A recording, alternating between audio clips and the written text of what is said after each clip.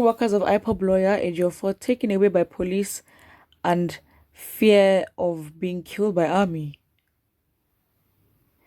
The 3 domestic staff members of the indigenous people of Biafra's lawyer Ifeanyi Ejiofor, who were raided and taken away by the army and police personnel last Sunday, have yet to be located, fueling fears that they might have been killed by the operatives. Sahara reporters reported on Sunday that the operatives shot dead Ejiofor's personal assistant, identified as Samuel Uzo Okoro, also known as Biggie. They therefore took away his corpse in the boot of a vehicle belonging to the lawyer.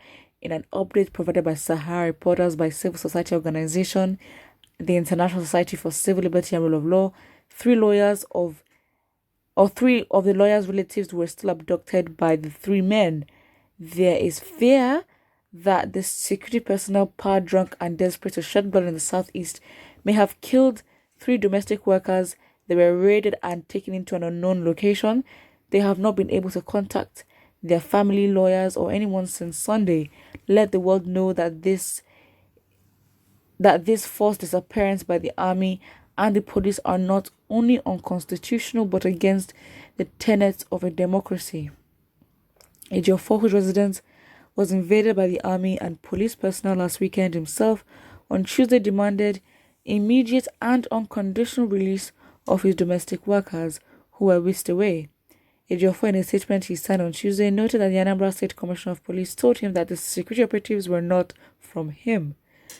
The Ipob lawyer called on the Inspector General of Police, the Chief of Army Staff, and Director General of the State Security Services to immediately investigate the personnel that invaded my peaceful home, killed, stole, and destroyed my valuables.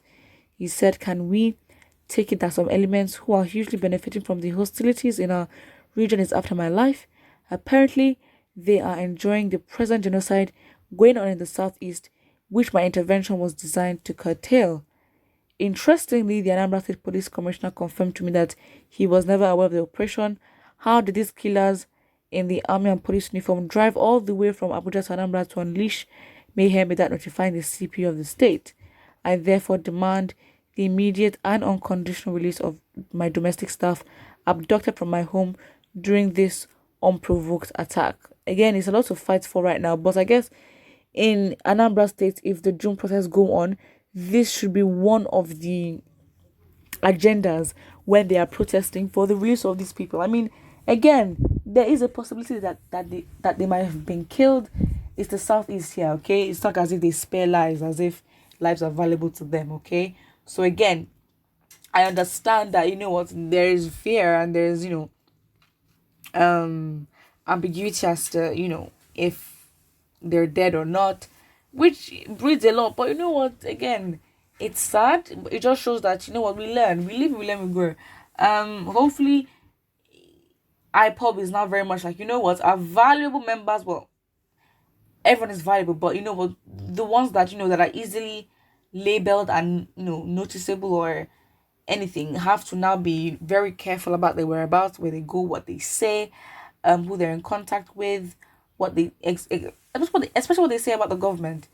They have to be careful not to say anything that's self-incriminating. It doesn't mean they shouldn't say the truth, but again, it's only if you're alive that you can protest and be of value to Ipob. So again, value your life and be smart about it, basically. Let's look at the comment section. Somebody says, the only language that Ipob understand, continue treating them in that language. Okay.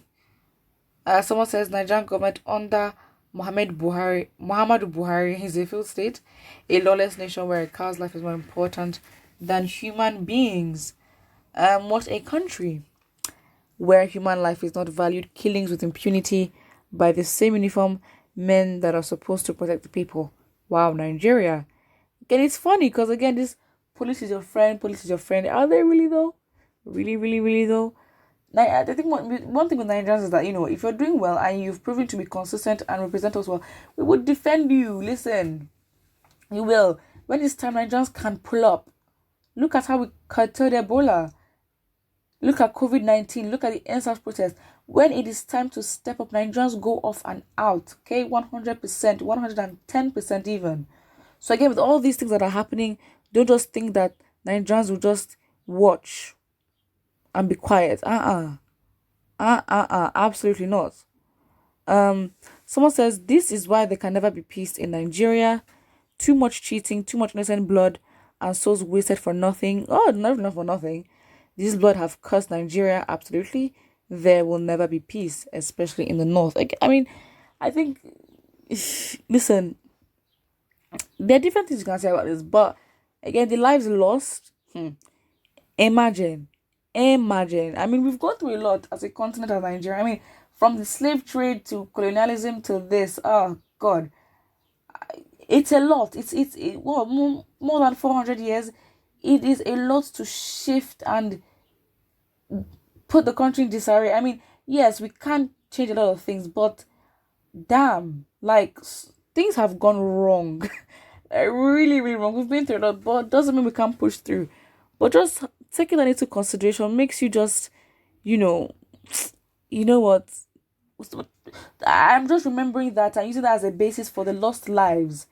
And this person saying the blood of the innocent ones have cursed the country. So imagine the innocent lives that have been lost throughout that whole process of slavery, colonialism, wars.